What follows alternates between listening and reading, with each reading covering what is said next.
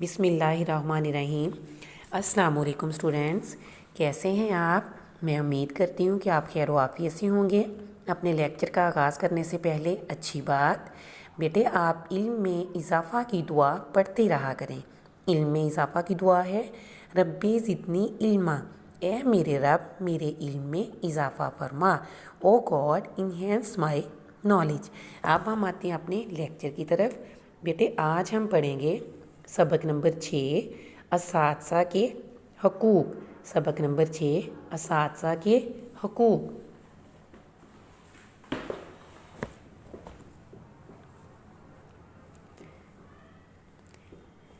بیٹے سبق نمبر 6 ہے اساتذہ کے حقوق۔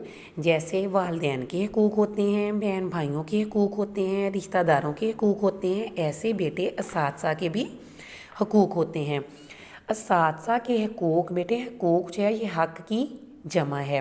اساتذہ کے حقوق سے مراد وہ بنیادی سہولتیں اور آسانیاں ہیں جو استاد کو اپنے شاگردوں اور معاشرے کی طرف سے حاصل ہوتی ہیں۔ اسلام میں استاد کا مقام اور مرتبہ بے حد بلند ہے، اونچا ہے، بلند ہے، اور اس بات کا اس سے بڑا ثبوت اور کیا ہو سکتا ہے کہ استاد کو روحانی باپ کہا گیا ہے۔ استاد وہ قابل فخر، بیٹے فخر کا کیا معنی ہے؟ غرور، قابل فخر ہستی ہے جو اپنے شاگردوں کو علم سکھا کر انہیں قابل عزت انسان بنا دیتی ہے۔ اس لیے شاگردوں کا فرض ہے کہ استاد کی زندگی میں ان کے لیے دعائے خیر کرتے رہیں اور ان کی زندگی کے بعد ان کے لیے بخشش کی دعا مانگیں۔ ہمارے پیارے نبی حضرت محمد صلی اللہ علیہ وآلہ وسلم نے فرمایا ہے کہ جو آدمی تم پر احسان کرے تم اس کا بہتر بدلہ دو، اور اگر ایسا نہ ہو سکے تو کم از کم اس کے لیے بہتری کی دعا ضرور کرتے رہو۔ استاد کا اپنے شاگردوں پر یہ حق بھی ہے کہ شاگرد ہمیشہ سچے دل سے اس کا حکم مانے۔ استاد کی فرما برداری اور اطاعت کے بغیر صحیح تعلیم حاصل کرنا ممکن ہی نہیں۔ جو شاگرد اپنے استاد کا کہا نہیں مانتے وہ زندگی میں کامیاب نہیں ہو سکتے۔ دنیا میں جتنے بڑے لوگ گزرے ہیں انہوں نے اپنے اساتذہ کی فرما برداری ہی کی وجہ سے یہ مقام پایا ہے۔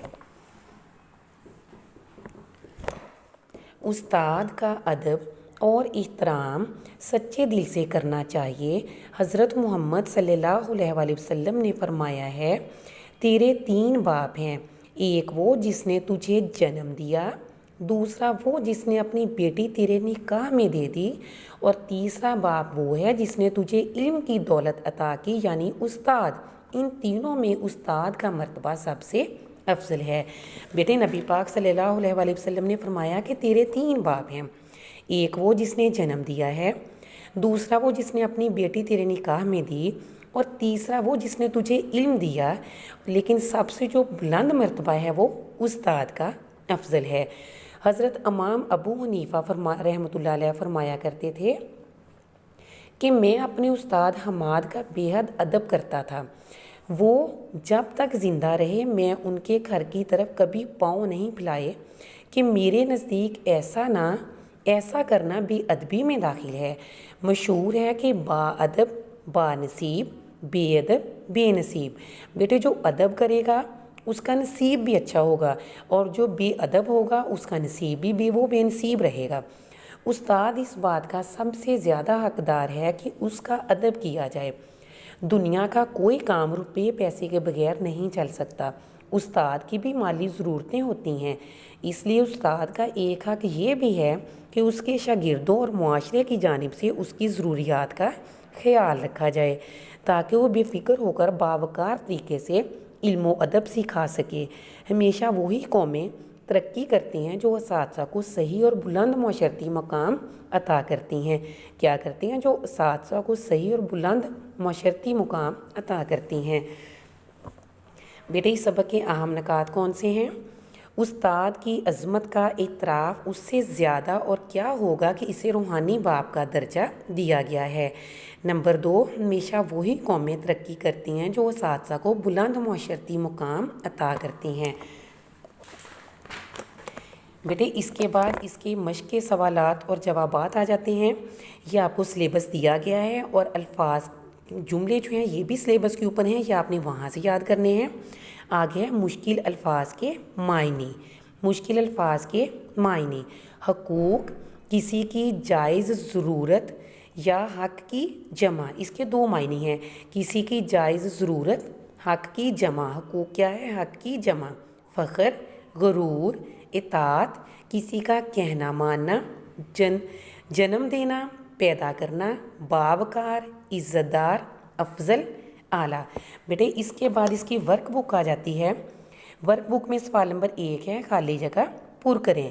استاد کو روحانی ڈیش کہا گیا ہے. بیٹے استاد کو روحانی باپ کہا گیا ہے. کیا کہا گیا ہے؟ روحانی باپ کہا گیا ہے. نمبر 2، فرما برداری اور اطاعت کے بغیر صحیح ڈیش حاصل کرنا ممکن ہی نہیں. صحیح تعلیم حاصل کرنا ممکن ہی نہیں. فرما برداری اور اطاعت کے بغیر صحیح تعلیم حاصل کرنا ممکن ہی نہیں. استاد علم سکھا کر اپنے ڈیش کو قابل عزت انسان بناتا ہے. اپنے شاگردوں کو قابل عزت انسان بناتا ہے. با ادب با نصیب، بے ادب بے نصیب. یہاں آئے گا با ادب با نصیب لکھیں، یہاں بے ادب لکھیں، بے نصیب آگے لکھا ہوا ہے. استاد کی بھی مالی ڈیش ہوتی ہیں، مالی ضرورتیں ہوتی ہیں. استاد کی بھی مالی ضرورتیں ہوتی ہیں. بیٹے آگے سوال نمبر 2 ہے ورک بک کا. واحد کی جمع اور جمع کے واحد لکھیں.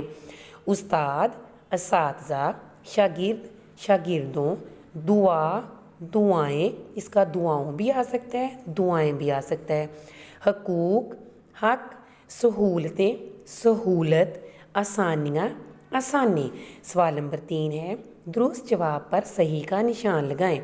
نمبر 1، استاد سب سے زیادہ حقدار ہے لحاظ کا، ادب کا، مروت کا یا خدمت کا. بیٹے استاد سب سے زیادہ حقدار ہے ادب کا. نمبر 2، استاد کی بخشش کے لیے دعا کرتے رہنا چاہیے اس کی زندگی کے بعد. دال کو ٹک کریں، اس کی زندگی کے بعد. نمبر 3 ہے، وہ کبھی کامیاب نہیں ہو سکتے جو کہا نہیں مانتے استاد کا. جو کہا نہیں مانتے استاد کا، الف کو ٹک کریں. نمبر 4، استاد کی اطاعت کے بغیر حاصل کرنا ممکن نہیں انعام، تعلیم، خوشی یا عزت. بیٹے اس میں آئے گا تعلیم، بی کو ٹک کریں. سوال نمبر 4 ہے، معاشرے کے چند اچھے ذریعہ معاش لکھیں. اس میں بیٹے لکھیں ڈاکٹری، انجینئرنگ، تجارت، زراعت، تدریس، دکانداری. ٹھیک ہے، یہ والے 6 آپ نے لکھ لینے ہیں. اگلے صفحہ پہ آتے ہیں.